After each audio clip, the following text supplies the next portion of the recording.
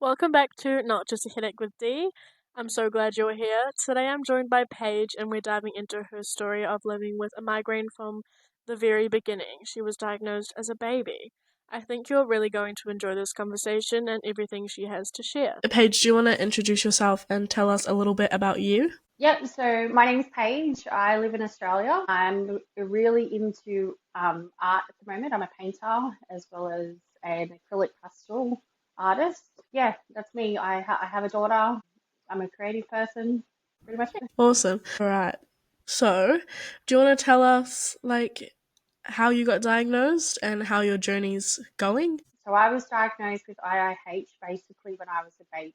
I was born with an extremely large head. The doctors decided when I was 3 that they were going to put in a shunt.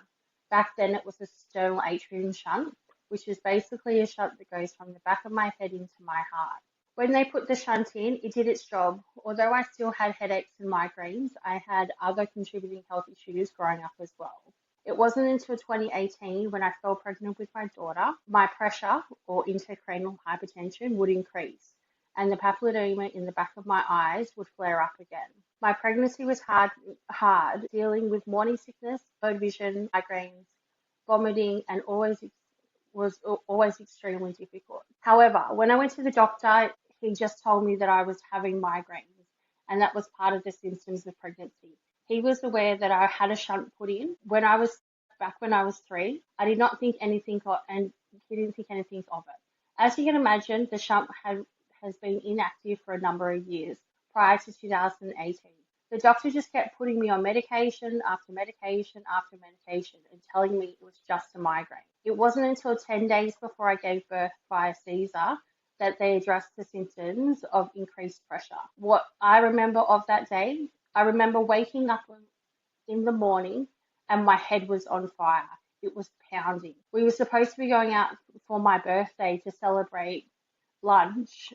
Instead of going to lunch, my stepfather called an ambulance to take me into the hospital. I remember walking out of my room, literally holding my head bumping into walls and calling out for my mum in tears because of the pain in my head. I remember telling my mum that I had to sit down because I started to gag. Sorry for the visual. My mum got me a towel. I was in severe pain. Something wasn't right. My mum called her husband to give the information to the ambulance. She was worried and panicked, but she did everything she could to keep me calm. The ambulance arrived. I shuffled my butt downstairs, step by step, because back then I lived in a 3-story house. I couldn't stand because of my head was on fire and everything was so bright. They put a towel over my head to block the brightness. I was put on a trolley and put into the ambulance. I remember just calling for my mum. All I wanted was my mum. She met us at the hospital in emergency. I remember being wheeled into the trauma bay and transferred to another bed. All I can see around me were nurses' heads, arms, and I kept saying mum. I kept calling for mum. She kept reassuring that she was here. I'm here, Paige. I'm here. I kept repeating mum. It hurts. With the pain, we thought that I might have been induced labour. I then told her that I needed to push, and the nurses kept saying, don't push, Paige. They took me up to maternity to check whether or not I was going into labour because I was so wiped in the ED. My mum is by my side the whole time from there. I came back to emergency. I was put into a room, and this is where it gets a little bit hazy for me because from what I remember was my head was still pressured, but I couldn't see anything. I remembered my mum being quite forceful and needing answers. She pushed them to stop assuming it was a migraine and they discovered it was my pressure. There was discussions by the doctors to blindly go in and put in a new shunt. I only remember snippets of what happened after that. I remember being wheeled into surgery and after that it's gone blank. After I woke up 10 days later in ICU, I was told that my daughter was born and I had 2 lots of surgery. I don't remember much. I remember that it took a while for me to get off the bed. It wasn't until I was moved to a ward that I was told what happened. I was told after the first surgery, I was put on a life support machine. 3 days after the first surgery, my mum and dad decided with the doctors it was best to bring the baby into the world as I was so sick. My daughter was 9 weeks early. A day after she was born, I went back into surgery to refit the shunt. 5 days after my daughter was born, I came off life support, and 3 days later, I woke up. It was crazy. That is crazy. Oh my god.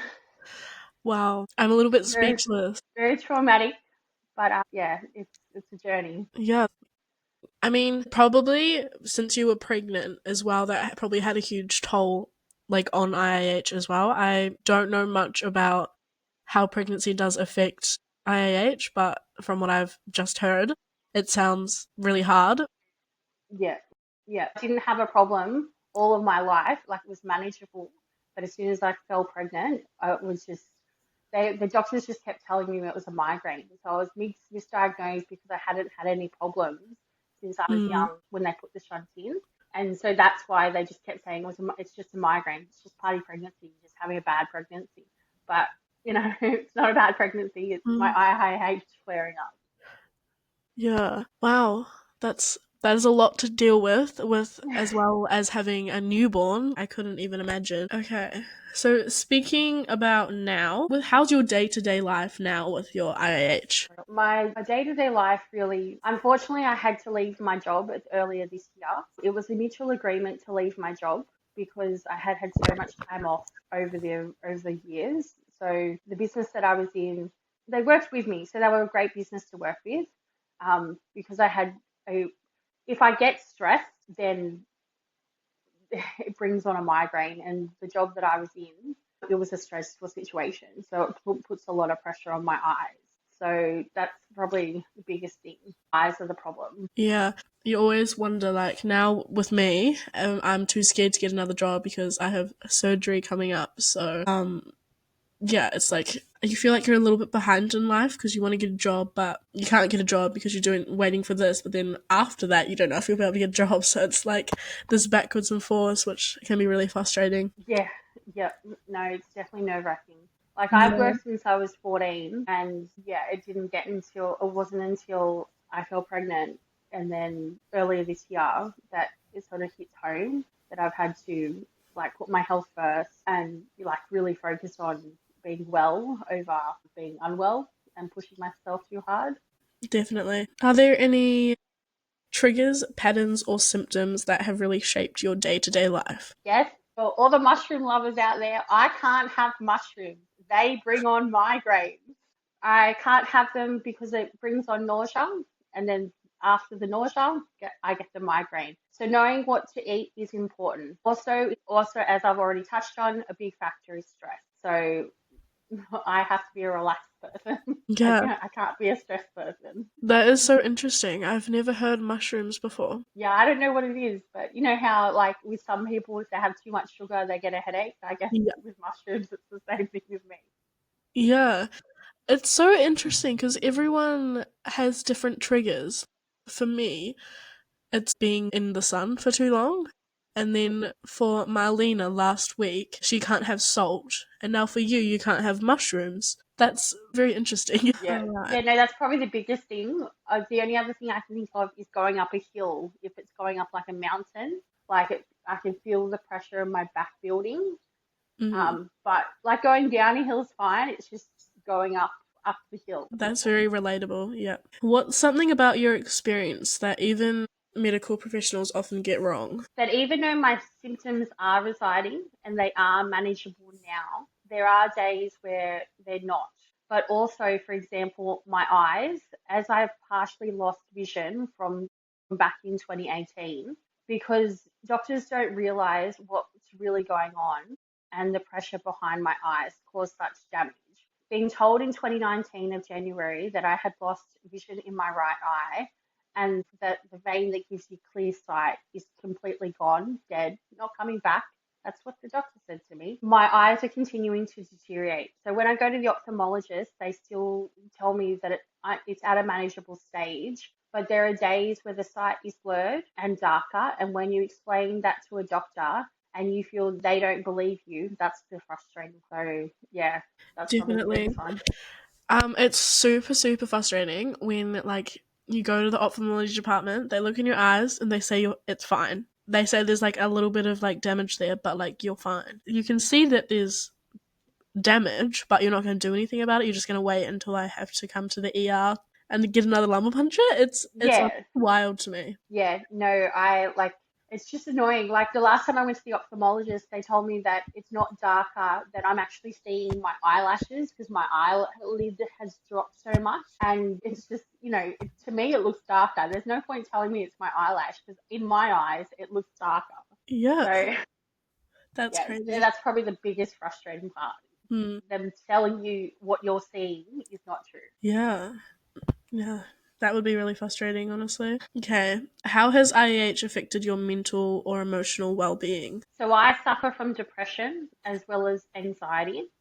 It's hard some days knowing that the partial vision in my eyes is the reason because of my IIH. Like in the evenings, I can't drive at night. I also can't drive in the rain because the issue is that when I look on the road, it looks like the lanes are merging.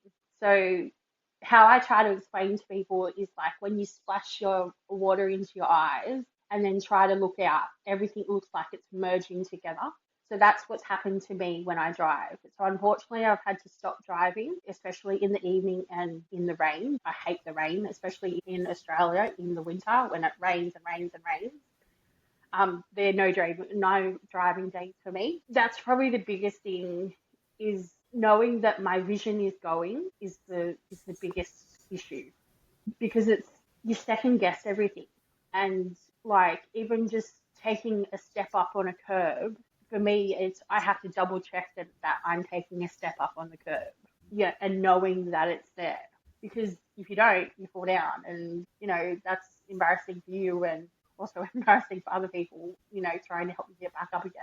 Yeah. So I guess that's probably the biggest thing. Going out for a walk, I have to have somebody next to me because I know that they're there. Otherwise, I tend to veer to the right because I overcompensate. But my eyes is probably the most depressing. And unfortunately, because of the pressure in my head, that when I lost the vision back in 2018, that's probably the biggest, hardest part of things. Yeah. So yeah. For me, is the scariest part is losing my eyesight because when I was first diagnosed, I couldn't even walk down a hallway. So my left eye has always been better than the right. Yeah. It's so weird to think about. I don't know why one's better than the other, but I'm super grateful that they are. Yeah, and it's so frustrating as well. You go to the ophthalmology place and you're like, so can I get glasses to help? And then they're like, glasses probably won't help. And I'm like, so there's nothing you can do at all to help me. That must have been hard walking down the corridors because you wouldn't know. Like I have vision sort of towards my nose, but like on the right hand side completely of my face, I can't see anything. Like it's just you actually have to turn your head. But having Wow. a corridor, that'd be hard. Yeah, I was at the hospital. It was like the corridors of the hospital. They got me to walk down there. That was one of the tests they did. And yeah, it was they just watched me in shock and I was like, yeah, all right. What kind of support systems have been helpful or what's been missing? So my mum is the biggest support system that I have. Breaking things down and explaining things to people on what IIH is and what it feels like because it's as as you say in the heading of this podcast, it's not just a headache. For me, it's a nightmare. But on the positive note, nightmares tend to end when you go back to sleep. I think that there should be more discussion about IIH, not just in the communities, but also in the medical profession side of things. Because, for example, I go to a psychologist, I see him once a fortnight, and trying to explain to him what IIH is and why I'm depressed and have anxiety, it's it's hard to explain because are you depressed or is it a flare up or is it like is it just brain fog? Like you're not focusing on things, but which category do you pick that from? Do you pick that because you're depressed? Do you pick that because I've got a migraine? So I guess trying to get IIH awareness out there is probably the biggest thing that we need. Yep, definitely agree with that. When I had the interview for that newspaper, I said practically everything you've said. I said there needs to be more awareness in our doctors and nurses. People need to know what this is when you go to the hospital. Like, I don't want to go to the ER and then have a doctor pull out Google. Like, I could do that myself. Like, that's not going to help me. That's not Um, comforting. yeah, that's definitely not helpful at all.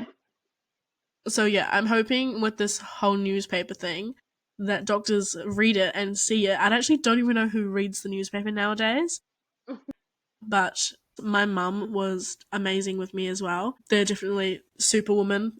My mum also. So yeah, my mum's the inspiration for a lot of things in my life, including the newspaper, including the podcast. If it wasn't for her, I definitely wouldn't be sitting here right now doing this. But yeah, She sounds like a superwoman. yeah, definitely. And I have three younger siblings as well. I'm the oldest, so when I was in hospital, she had to juggle being there with me in the hospital and also being at home. It was actually a crazy time because when I was first diagnosed, we had gone into like COVID and stuff. Yeah, it was a horrible time. I wouldn't wish that on anyone. Well, for me, I've got two brothers and we're roughly 15 months apart. So we're year after each other type thing. Mm. So when I was hospitalized when I was young, it, it was hard because my dad was working, my mum was trying to look after me, and then my nana would move in to look after my brothers. Like, hats off to all the mums out there because, they need gold stars. They need, the superhero. It's like they've got Definitely. a uniform on, but it's under there. It's gold hearts all around. Yeah, definitely. All right. What strategies, treatments, or lifestyle adjustments have helped you cope or feel more in control? Everybody's treatment is going to be different. Something's different. So how I cope with my life isn't necessarily how someone else is going to cope with theirs.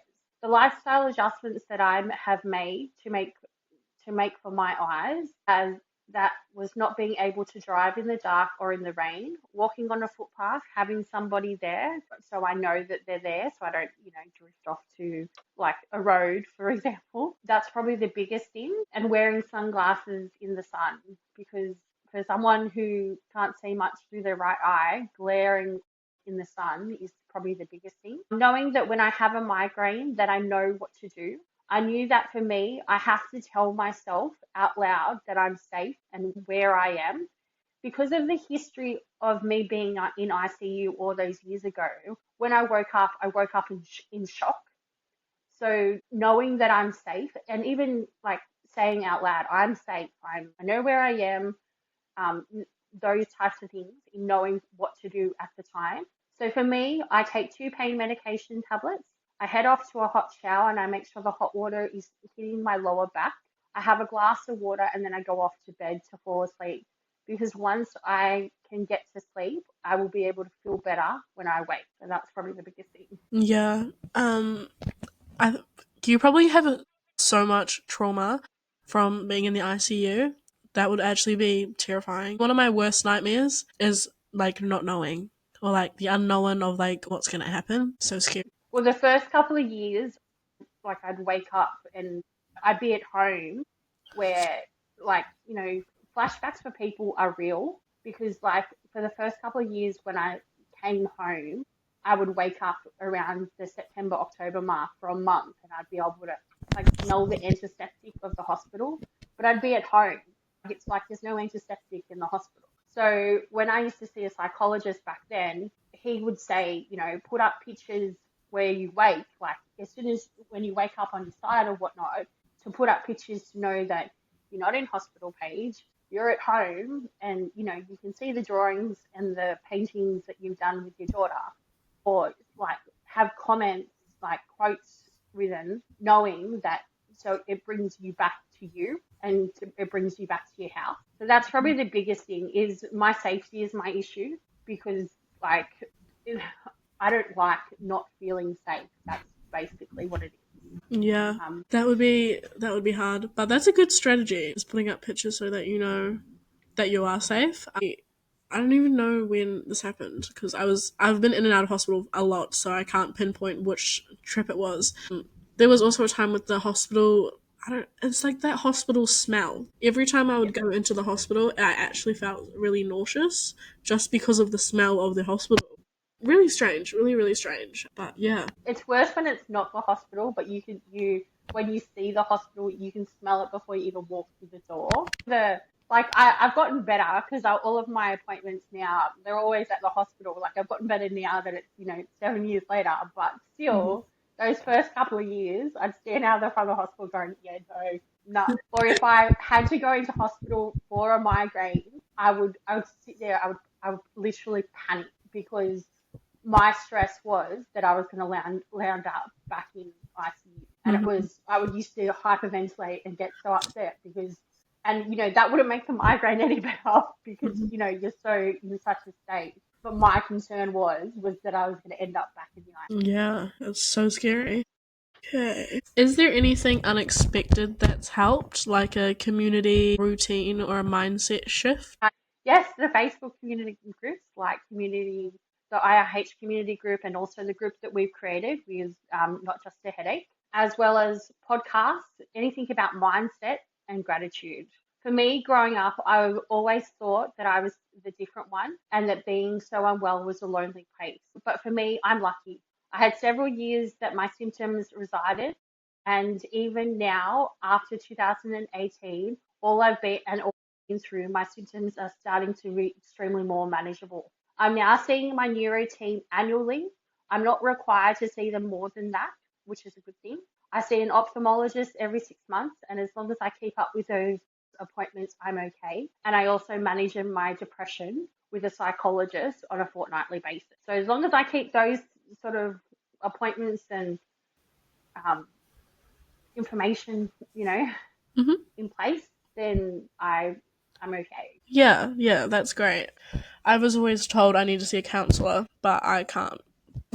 I can't go see a counselor. I get so scared to just like spill my guts. I'll like end up crying or something. You just need to find who clicks. Like for me, I won't go to a woman. Like, no offense to anyone out there, but I wouldn't go to a woman because I've had a bad experience in the past with a woman. So my psychologist is a male, and I'll only ever go to a male. If I could have all my doctors being men, I would prefer that over women. It's just who you relate to. It's just the type of personality I am, and you want someone who's gonna click to your level. Like Mm. I prefer the straight up attitude. Like, don't ask me how I'm feeling. Like, like be abrupt with me, call me out for the thing that I'm after. So that's what you need. You need to find someone who is willing to come to your level. And even if you swear at them, even if you burst into tears, or if you do anything with them, know that they're not judging you. And tomorrow's another day. Yeah, definitely. I think I need to change my mindset a little bit, but yeah, I'm definitely going to look into it sometime in the future. Looking back, how do you think your journey has changed you as a person? So growing up with IIH, it's been challenging, but it's also brought me strength and resilience. I know that no matter how hard things get, there is always a light at the end of the tunnel. It's taught me to take every day as it comes and be grateful for the good ones, show gratitude, and to support the people who stand by you, as as they know what you're going through on a daily basis. My mum is probably the biggest supporter I have. She's the cheerleader in my life. She's seen where I've come from to where I am here today and the struggles I go through. She is always proud of how I continue to manage my day to day life. I am so grateful for my mum. I know that resilience is real, and to keep pushing on and not let this illness that we have define who I am. It's probably the biggest thing. I definitely agree with not letting IH define us. It's just one part of who we are. We're so much more. Um, so yeah, I definitely feel very passionate about that. Okay, what is advice you'd give to your younger self when you were first diagnosed?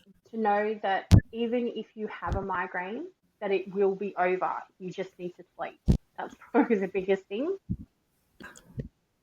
Know that you're always in a safe environment, no matter where you are. Even if you're out on a street, like you can manage it. You can find a chair. Most people have phones these days where you can manage a call to a parent or a friend or an ambulance if it's required. But to know that you're safe is probably the biggest thing. That's knowing, because the problem is that when you get a migraine, you go into hyperventilation where you're in a panic mode because your head's pounding, things are screaming at you. You need to know that you're in a safe environment, and to know what to do is probably the biggest thing. That's great. What would you say to someone newly diagnosed with IIH who might be feeling overwhelmed or isolated? Remember, you're not alone. Remember that what you feel is real, and advocate for the feeling you have. No matter if you have to see one doctor or 10 doctors, stand up for what you believe, because you're you. You're the individual. You're the one who is in pain. You know, if they're not going to listen, you need to go to somebody else. There's something wrong with you. And you don't want to go through what I went through, where for 9 months they told me that it was just a migraine. And it wasn't until it all blew up and I wound up in the most high intensive unit that they were going to take me seriously. So stand up for what you believe. Even if you're a parent or an individual or whatever, stand up and know that that pain is real. Just because they can't see it does not mean it's not. Yeah, definitely. I wish someone told me that because I went to A&E first. I was almost passed out walking to like the consultation room, and they were like, "You're fine, you're fine." Got dismissed, got sent home, then went back to the hospital, and then I got admitted for a migraine, and then was in there for like a day on fluids, got sent home, nothing improved. It was a GP, a newly like trained GP, who decided to look in my eyes, and he actually asked me straight away. He was like, "Do you have a lazy eye?" And I'm like, "No." And then yeah, I got a referral to ophthalmology, and it all went from there. Which honestly, if it wasn't for that GP, I don't know what would have happened to me.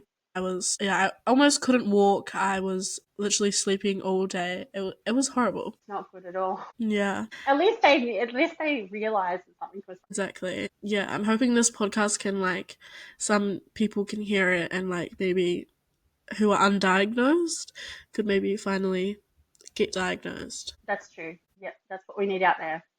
If you could wave a magic wand and change one thing about how IEH is understood or treated, what would it be? I wish they could diagnose IIH without having a lumbar puncture. I don't know if anyone's out there who, I don't like lumbar punctures, because for anyone who's had one, I'm sure you're aware it's painful. They are extremely painful. This is the one thing that I also hate about this illness, especially if you have a shunt and you have a flare up. The only way they can test the flare up is to give you a lumbar puncture. So I hate them. If I was to talk about more than that, it'd be understanding what idiopathic intracranial hypertension was. Because trying to explain this to someone else or even a medical professional on what it is, it's hard to explain. Because trying to do that whilst you have a headache or a migraine is like an excruciating migraine, and what you're trying to tell them won't make any sense, because everything's pulsating. So you just want them to know what IIH is and be able to diagnose it. It's the information that needs to be out there. Mm-hmm. Yeah. For me, if I was to change something about IH, I would change the first word so it actually has meaning of why we get it. Um, yeah, change idiopathic. I'm hoping in the future there can be more like maybe like a new doctor who specializes in IAH and wants to find out why. Yeah, I completely agree with that. How do you think we could raise more awareness other than doing this? Podcast is a big thing. Talking groups, in schools, not only just in the medical, the doctor, going to the doctor and saying, you've got this, like explaining to school teachers and education departments what IIH is, and how it affects the child. Mhm. Because I know that, like, when I went to school, I went to a private school, and they didn't really understand. They just knew that I was unwell. It wasn't really anything else. They would just send me to sick bay. They would, there's nothing really to manage. They would just say, take yourself off to sick bay. Like, it wasn't anything else really. Yeah. And then the sick bay people tell you to sit on the bed, and you you don't want to sit on the bed when you've got a migraine. You want to be laid flat. Mm-hmm. So I guess community groups could be one, through schools and education places. That's probably the biggest thing. I would say, to get it talking and get it talking everywhere. Like, unless you know that September is IIH month, like, I think there should be more put out to know that September is IIH month and more people are getting it. So, like in October, I just saw a flag on Facebook just recently, just beforehand. October's mental health month. Like, that's great, and I know that we have a lot of mental health out in the world, and I'm not disagreeing with that whatsoever. But there's more people popping up with IIH. So they should make something for September to know that this is the month. This is the month that we need to spread the word. This is the month that we need to stick it out there to everyone to promote it well. Mm-hmm. So that's probably the biggest thing is, know that we're not alone, because with this illness, this is what we feel. We feel alone because that's what doctors make us feel like, Mm-hmm. literally. Yeah, when we first diagnosed, you get told you're 1 in 100,000, and you're like, oh, okay. But I think that number should actually change, because I think there's more than 1 in 100,000 people. Yeah. Everyone in their group chat alone, and all these community groups and stuff like that. I don't think we are 1 in 100,000, to be honest. No, and that's why it needs to be discussed, and that's why it needs to be put out there. But it needs to be promoted. It needs to have a leaflet on the GP's wall what IIH is. Mm-hmm. You know, Yeah. it needs to be put on Facebook boards. It needs to be put on doctors' websites. It needs to anywhere that has, you remember when you go to the doctor and there's all those brochures on the wall. I know that's not as often now, but like IIH should have a brochure Mm-hmm. so that, when you're newly diagnosed and you're not sure what to do, it sends you in the right direction. That brochure sends you to where you can get support, what you should do in situations and like that type of thing. Yeah, get the information out there. That's probably the biggest. Yeah, definitely. Definitely agree with that. Okay. Is there a moment or a message you'd want to leave with listeners, something that captures what this journey has meant to you? The big one is to advocate for yourself. Know what you're saying is true. Know that no matter what, to take each day as it comes. That's how I live now. There can be one day that you're fine, but there's also the next day you could potentially not be. Do not let this illness hold you back and define who you are, because you are the only person who can take control of your life. That's Yeah. probably the three biggest things. Thank you so much for joining me and for listening to this episode of Not Just a Headache with Dee. I hope you found today's conversation helpful and encouraging. You can find Paige's socials linked in the description box below, so be sure to check her out and give her a follow. And if you enjoyed this episode, don't forget to subscribe, leave a review, or share with someone who might need it. Until next time, take care of yourself, and remember, it's not just a headache.